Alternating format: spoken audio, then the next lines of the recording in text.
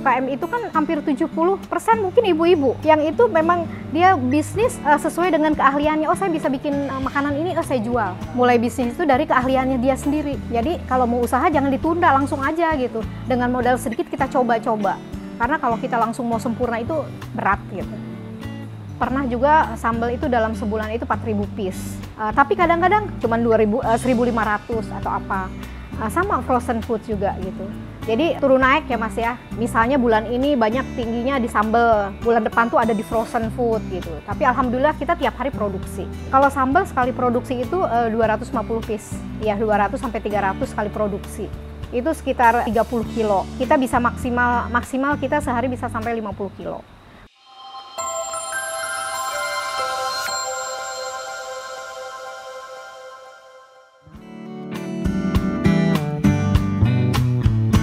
Assalamualaikum warahmatullahi wabarakatuh. Perkenalkan, saya Lina dari Sandra Food. Saya mulai bisnis ini pada tahun 2016-2017 ya. Pada saat itu karena suami memasuki masa pensiun. Jadi saya bisnis awalnya hanya untuk mengisi waktu. Waktu luang ya, kalau setelah pensiun kan jadi nggak banyak kegiatan. Bisnis ini saya banyak kegiatan. Tadinya sih itu aja. Kalau UKM ya nggak jauh-jauh ya, apalagi saya buat bisnis ini asal, oh ya udah produknya namanya ini. Jadi nggak pernah dipikirkan. Lain kalau anak-anak muda sekarang kalau bisnis kan memang sudah dipikirkan ya. Kalau saya enggak, waktu itu saya berpikir ya udah saya bikin nama Sambal Haji Lina. Kemudian saya punya bebek frozen karena buat anak saya kasih nama bebek Bok Mas Yogi. Sekarang saya bingung kok ada 2 brand. Akhirnya saya mencari lagi 1 brand untuk induknya gitu. Nanti company-nya itu bikin Sandra Food. Sandra Food ini sama aja kalau nggak jauh UKM tuh dari nama saya Santika Rahmania gitu.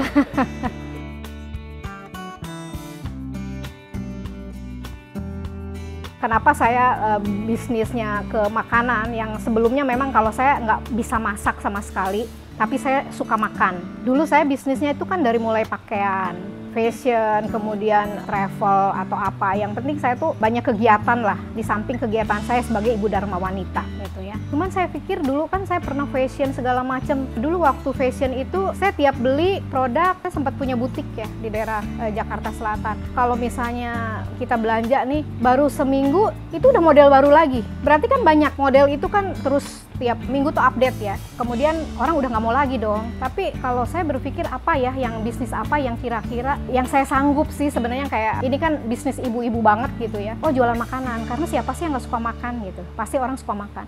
Dan kenapa bebek gitu? Dan sambal karena adik saya sudah punya usaha itu. Jadi saya tinggal duplikasi minta resep ke adik saya. Kalau adik saya punya warung, kalau saya langsung frozen food karena itu dia tadi kayaknya kalau saya buka warung tuh ribet karena orangnya saya nggak telaten dan pernah saya coba juga ternyata ada tiba-tiba karyawan berhenti, warung kenapa gitu ya, kita masak sedikit yang datang banyak, masak banyak yang datang sedikit, jadi akhirnya, nah saya bikin bisnis yang rada aman, sayanya nggak repot, jadi sekarang saya produksi terus, mau ada yang beli nggak ada yang beli produksi, jadi pada saat orang mau order pun kita ready gitu.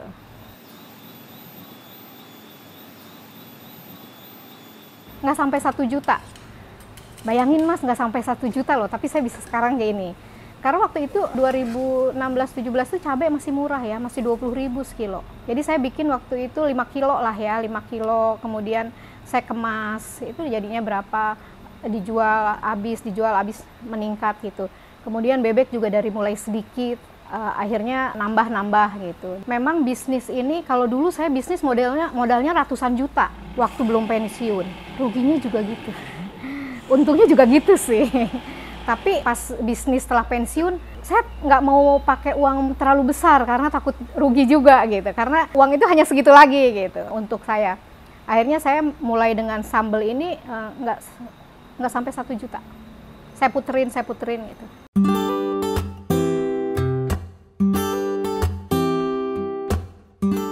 Sambal sama frozen ya. Jadi gini, yang pasti itu lingkungan sekitar dulu. Misalnya saya punya komunitas karena saya punya dulu aktif di Dharma Wanita, terus banyak teman kompleks saya karena saya dari mulai saya nikah itu tinggal di komplek bank ya. Jadi saya masih punya komunitas, itu saya tawarin mereka. Dan saya biasanya kalau nawarin ke mereka karena saya sudah biasa jualan ya apapun mereka percaya, langsung beli. Itu jadi modal awal saya adalah lingkungan terdekat, saudara, teman gitu. Kemudian saya baru berpikir, oh saya ternyata setelah saya jadi UKM, ketemu dengan UKM banyak banget, yang masih muda-muda, yang keren-keren.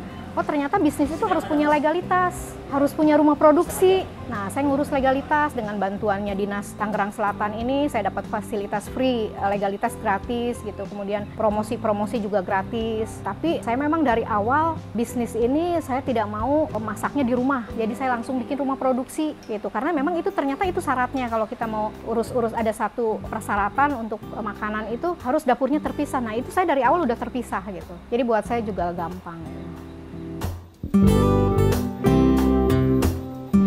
Saya senangnya itu banyak di lingkungan saya ternyata banyak ibu-ibu yang tidak bekerja. Karena saya biasa tinggal di rumah dinas, kemudian pindah ke rumah sendiri yang kecil. Lingkungan saya banyak ibu-ibu yang tidak bekerja. Nah disitulah, oh saya tuh bisa memperkerjakan mereka. Dan alhamdulillah sampai sekarang itu karyawan semua adalah lingkungan sekitar sini. Iya. Awalnya kita sambal itu cuma satu, waktu itu sambal bawang aja, itu karena sambalnya sambal bebek ya, jadi saya punya bebek, ada sambalnya itu ya sambal itu gitu ya, sambal mangga waktu itu ya, tapi karena kalau sambal mangga itu dikemas itu nggak bisa, basi ya, jadi saya tanpa mangga, jadi sambal bawang. Nah, cuman kan banyak yang nanya, Bu ada sambal apa? Karena memang saya nggak bisa masak, sambal itu saya kembangin aja Mas. Oh sambal bawang ikan tuna, jadi saya tinggal nambahin ikan tuna. Atau sambal bebek, daging bebek, berarti saya tinggal nambahin bebek gitu. Tapi dari situ saya tambah lagi sambal kecombrang dan banyak, sebetulnya kita ada 12 macam sambal. Ya tapi ada yang diproduksinya by order. Tapi kalau yang ready selalu saya produksi ada tiap hari itu ada 4 macam. Sambal bawang, sambal ikan tuna, sambal daging bebek, dan sambal kecombrang. Dulu awalnya cuma satu, bebek. Tapi saya kembangin dari mulai bebek, ada ayam, burung puyuh. Sekarang kita udah 14 macam. Ya, jadi mulai dari sapi merecon, paru merecon, empal, kemudian ikan tuna, pecah ikan, sampai semur jengkol, buntil saya kemas, Mas.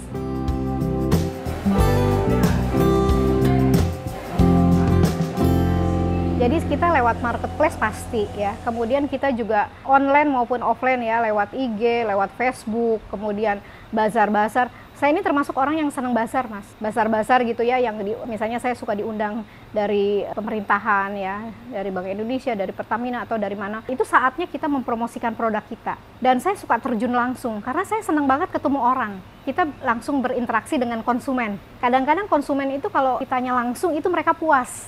Nah itu saya manfaatkan semua channel jualan itu. Kalau Indonesia terjauh itu kita ke Pulau Bangka, Bangka Belitung, kemudian ke Riau, ke Kalimantan. Banyak ya Mas ya, udah mungkin 20 negara, secara langsung maupun tidak langsung. Ada yang saya ikut pameran langsung, seperti saya ke Moskow, kemudian ke Cina, kemudian ke Singapura, ke Hong Kong. Tapi ada juga produk saya yang dibawa, seperti tahun kemarin, saya dibawa sampai ke 7 negara, produknya aja. Jadi kadang-kadang sayanya memang ikut, itu juga saya kurasi gitu loh. Kurasi, terpilih saya ikut. Tapi kadang-kadang produknya aja yang dibawa, itu pun sama kurasi sebetulnya. Belakangan ini kita lebih banyak mandiri, jadi saya ikut kurasi itu biaya sendiri. Jadi karena saya sudah punya company profil, kemudian katalog produk, jadi kita suka cari sponsor itu Mas. Dan itu alhamdulillah sih banyak yang support. Pernah juga sambal itu dalam sebulan itu 4.000 piece, tapi kadang-kadang cuma 1.500 atau apa. Sama frozen food juga gitu. Jadi turun naik ya Mas ya. Misalnya bulan ini banyak tingginya di sambal, bulan depan tuh ada di frozen food gitu. Tapi alhamdulillah kita tiap hari produksi. Kalau sambal sekali produksi itu 250 piece. Ya 200 sampai 300 sekali produksi. Itu sekitar 30 kilo. Kita bisa maksimal kita sehari bisa sampai 50 kilo.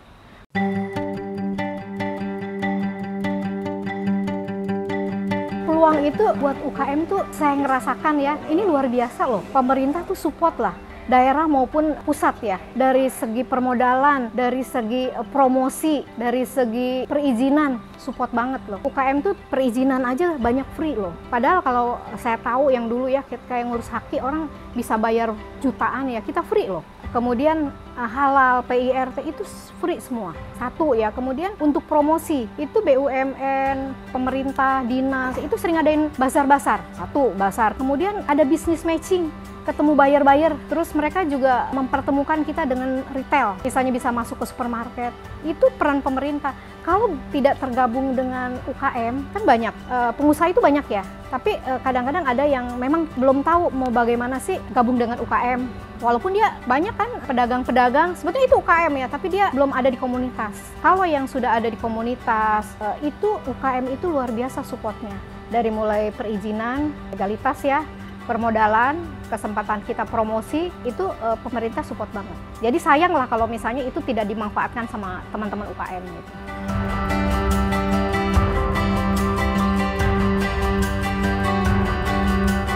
Jadi alhamdulillah ya, selain saya usaha di kuliner ini, ternyata saya juga dipercaya oleh beberapa perusahaan. Mungkin sekarang hampir 20 perusahaan itu mempercayakan saya sebagai narasumber untuk karyawan yang mau memasuki masa pensiun. Seperti Pelindo, kemudian Indosat, atau perbankan, BUMN, itu banyak sekali.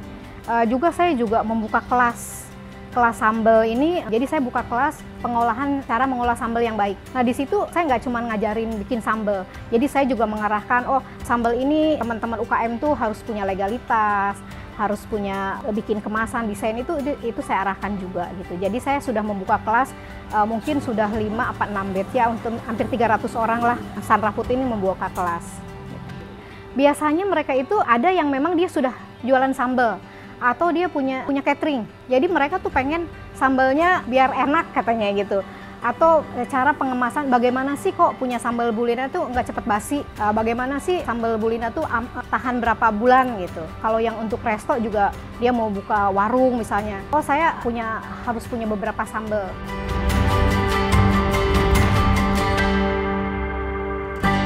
Sebenarnya mulai saya rugi itu justru menjelang mau masuk UKM ya. Saya bikin bebek nih Mas nih, udah bikin sambal, padahal bebek selama ini saya kan beli ke peternak. Tapi kenapa saya nggak bikin kandang bebek aja ya, buka peternakan. Saya bikinlah Mas peternakan, saya waktu itu masih punya uang, saya beli tanahnya, terus saya bikin kandang, saya bikin berapa ribu gitu ya. Ternyata itu juga nggak seperti membalikan telapak tangan ya. Sebenarnya suami saya udah bilang, serius kamu mau beternak bebek? Karena saya ke kandang aja menurut saya udah begini aja.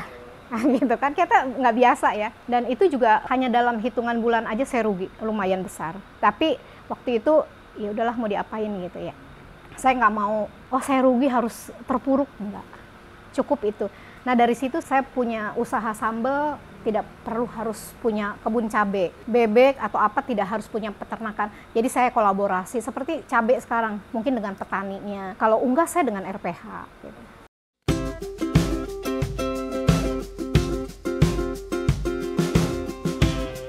Jadi nggak ada yang bisnis itu yang seperti membalikan telapak tangan, nggak ada. Saya waktu sebelum suami pensiun, bisnis saya untung banyak, rugi pun banyak gitu. Tapi buat saya waktu itu ya sudah belajar, daripada saya ruginya ketipu gitu. Mendingan saya dipakai jualan, dipakai bisnis, kalau memang belum berhasil berarti pelajaran buat saya. Nah saya terapkan sekarang di usaha saya yang sekarang. Saya dalam bisnis ini seperti keuangan, mengatur penjualan, itu benar-benar harus hati-hati karena saya nggak mau rugi lagi. Karena uang suami udah pensiun loh, gitu. Uang itu berarti terbatas gitu kan. Nah dengan modal yang waktu itu hanya sedikit ya, karena saya cuman awalnya jualan sambal aja modal kecil gitu. Tapi ternyata alhamdulillah sekarang saya bisa fokus di Sandra Food ini ya. Saya tidak diam di rumah, saya masih punya kegiatan, saya punya usaha sendiri yang pelan-pelan, walaupun saya tidak langsung buat tinggi enggak, tapi pelan-pelan dengan dukungan dari pemerintah, BUMN, dinas atau apa, saya akhirnya bisa seperti ini gitu.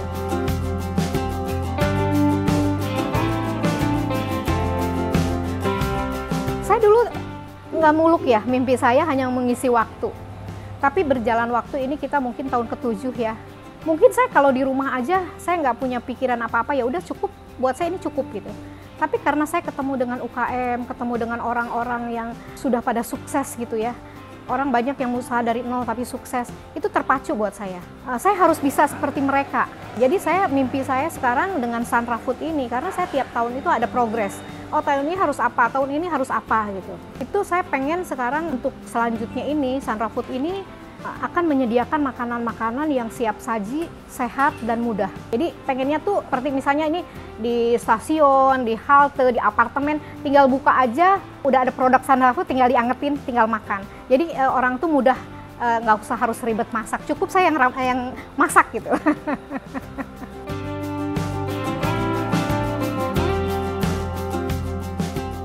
Saat ini kita Sandra Food ini memiliki frozen food sebanyak hampir 14 macam, kemudian sambal ada 10 macam. Untuk pembeliannya itu sebenarnya kita ada semua marketplace seperti ada di Shopee, Blibli, Tokopedia, Ladara, kemudian Karya Perempuan. Juga ada di supermarket seperti di Lulu Supermarket, GS Supermarket, Diamond, Gelael. Kita produk Sandra Food udah bisa di sana.